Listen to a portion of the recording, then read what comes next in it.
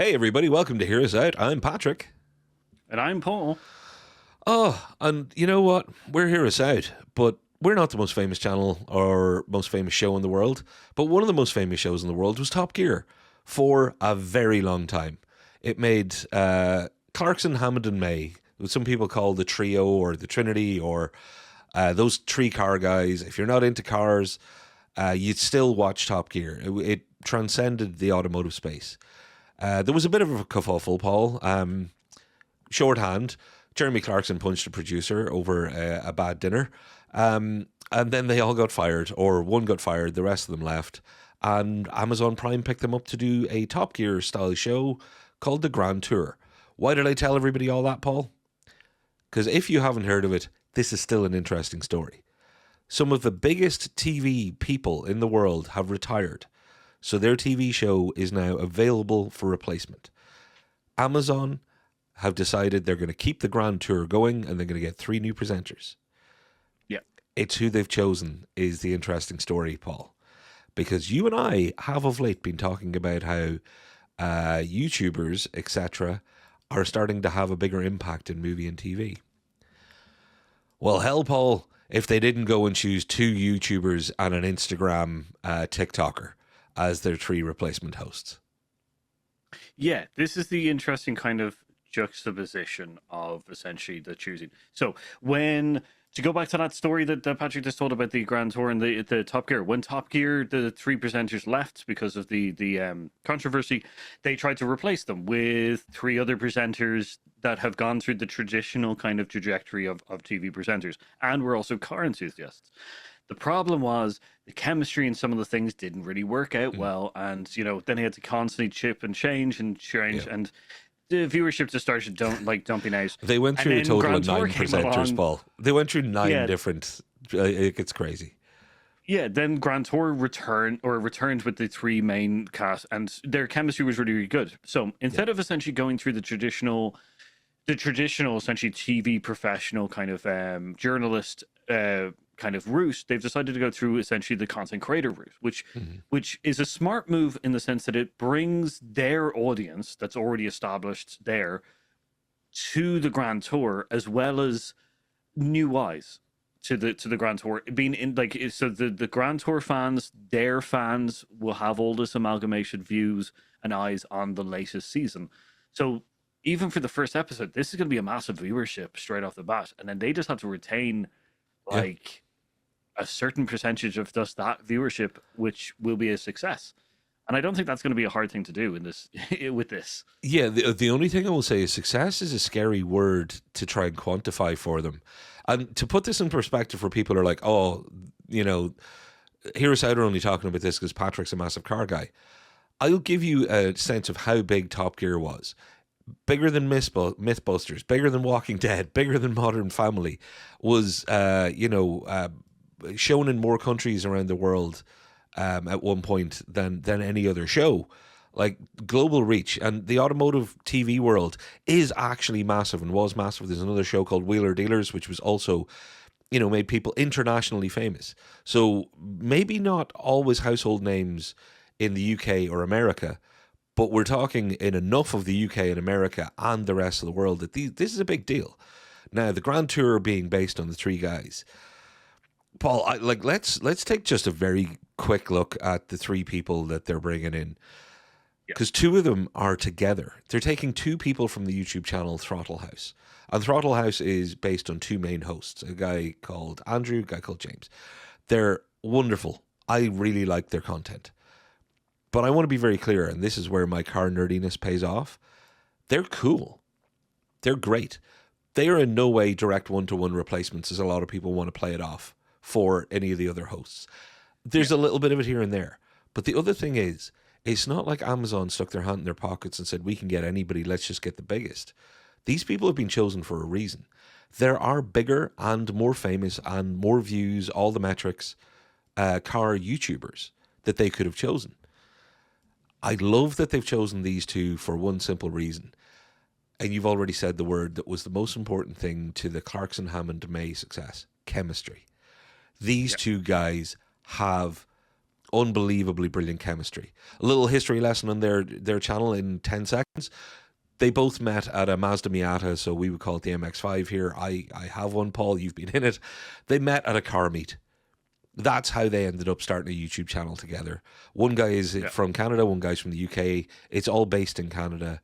They have a small, tight enough team, I think, of 9 to 11 people, depending on which year you're talking about. And they make very high quality internet videos that are fun and funny and cheeky. Amazon chose them very wisely. So, Paul, can you explain to me why the third person they went for is a train TikTok Instagram influencer person? Because that's the one that doesn't make sense to all the car people, but I think it makes a lot of sense to the social media people. So I guess to kind of bridge the gap, he's a mechanical engineer. Yep. And he worked at Rolls-Royce. So he's got essentially the technical know-how that I think that like an in-depth kind of technical engineering like view into it, kind of thing, which brings an element to the. I'm not saying that which goes the other guys aren't like as technical or anything like that with cars, but this guy is like not only knows. He knows quite a lot about essentially the inner workings of a car and the inner workings of many other things, and also seems to have some kind of technical whimsicalness about him. Kind of thing. So he loves trains, and he is like, he's tall, he's handsome, he's young, he's quirky. I never heard of the guy at all before he was announced for this, and I watched like 1 minute of his stuff, and I'm like, straight away, I get it. He is inoffensive and charming, which is something that if you're going to get people to watch a crazy show that is. When I say it's about cars, these things aren't really about cars, Paul. They never are. Grand Tour was never about cars. It was about adventures amongst 3 lunatics. Yeah. It's important to have a charming other type of lunatic who's not just going to be super nerding out like the two other guys who do this all the time are. Yeah, so it's kind of one of these interesting things. So Top Gear was a car review factual show, but then it turned into essentially hiding that fact within different elements, essentially. Through their going to Botswana and across the Salt Lakes of Utah and all these kind of interesting kind of adventures. And Grand Tour essentially just took that and have done it again. Having these three guys together, the fact that they have technical know-how, they have good chemistry, they have this whole thing, they'll be able to essentially do these adventures, and also hit the technical beats of being able to review the cars and stuff. So it's a good kind of mix of things, and also including 2 people who are bickering and have like a good already chemistry with each other, gives you an in of kind of like comedy and like a comfortable kind of feeling for viewers. And then you have this other person who has a little bit more of a technical kind of thing. I think these 3 guys will cover a good range of essentially the 4 quarters of essentially the audience members, kind of thing. So I think it's a good string. And honestly, no offense to the Throttle House guys, who would be the ones that I watch and love and admire, etc. It is very important to have somebody from the outside who is terrible thing to say, but is younger and has a completely different following. Because if you'd just taken, if you want somebody technical, Jason Camisa in the automotive space, he would have been brilliant, entertaining, crazy. He's more dangerous than Clarkson ever was, and yet is encyclopedically knowledgeable about all things engineering and automotive. Or Jason Fensky, or all these wonderful people that the people have been shouting, why didn't they choose them? Why didn't they choose them? It's because they would have been just like the car YouTubers who are friends. This is about bringing a lovely third dynamic, which is, and this is where the original Top Gear comes up, or I shouldn't say original, the new Top Gear, which was the trio, when they finally settled on their 3 hosts. They had a different dynamic between each of the 2 people. So no matter which 2 people you picked, it was a different set of chemistry. Their chemistry together was great, but when you paired them off individually in different ways, it was just as interesting.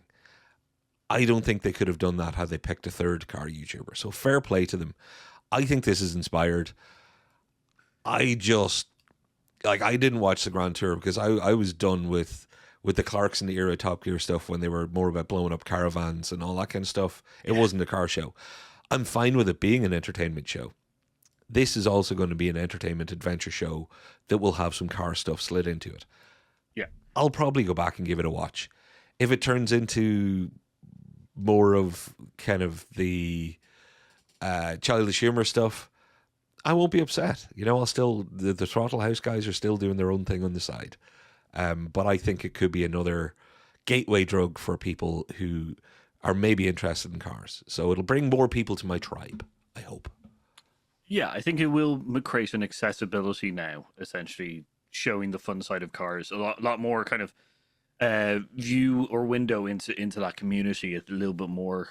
I think, and I do think that this group is also an interesting one because it's once again another example of essentially the kind of TV professional hosts slightly being pushed onto the side, for essentially the content creator side of things, which is an interesting one, simply because of the whole thing that it brings with you. I definitely understand why they've picked these three people. Yeah, they are good at what they do. They're enthusiastic, and they know cars and they love cars. And the other, please you. I was going to say the other point from a business side is fact they already have an established audience. Like this is the way that it's going to go forward. The fact is that you have a string of people who already have an audience who you're now going to bring into more, which is now being dubbed as essentially more traditional TV, kind of thing, and that's streaming. Like, streaming that's is traditional TV now.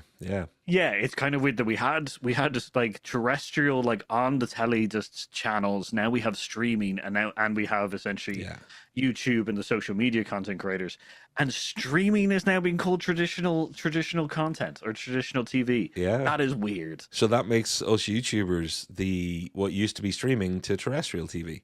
But Paul, just on our wrap up, the one thing I wanted to squeeze in, and I'm sorry I almost did in your point, to add on to what you just said, the business side, there is so much to gain from employing people who know how to produce this content, not just be on camera, but they know how to do it quickly, they know how to do it cheaply, they know how to do it in budget, they have all the right contacts, they're known and respected by all the right people. And I'm not just talking Throttle House, the Francis guy, I'm pretty sure with all the contacts he has in TV and superstardom, it's not a small name either now. But what Amazon can do with their budget is they can say, here you go, here's your 50 million or whatever. And you can get an awful lot of content at a very high level out of people who are used to doing it on YouTube, where they know our money is better spent here for the final product than here. Instead of taking traditional TV producers who've run shows and you have just talent, you now have producers that are talent. And there's a business gain there that's just off the charts. That's why YouTubers are becoming popular hires. And also, to add on to that point, the fact is that by having them be able to cut and produce the content in a similar way to what they're doing now, it is hitting the heartbeat or the beat of what currently is popular. Yeah. The fact is that you're essentially making a traditional TV show with the producers of Gen Z and the millennial units who know how essentially that generation essentially wants to consume content. I bet you going to be there's going to be a lot of clippable pieces. There's going to be a lot of like interesting kind of quick pieces.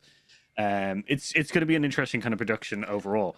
Once again, success is that if they hold essentially about 60 to 70% of their first viewership, that's going to be a success for essentially the start of that show.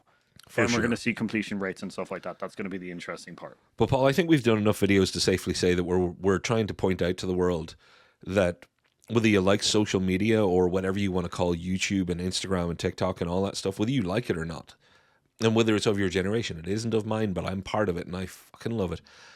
There is no stopping the fact that the business suits have realized there are advantages, not just from bringing viewership and, not just from having Kendall Jenner or whoever it is, having famous.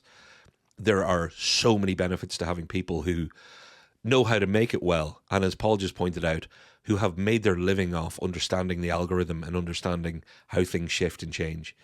So yeah, we've practically done a series on this on the down low, Paul. We've never said it out loud, but if you look Yeah. back to our videos, so many of them in the last 3 months, particularly, have touched on this topic one way or another. I'm really excited to see what comes of this. I'm very much putting myself and yourself out there, Paul, for any Amazon project that they want to give us billions and billions of dollars for. I can learn anything, and for the right amount of money, I'll do just about anything. Just about is a legally binding term.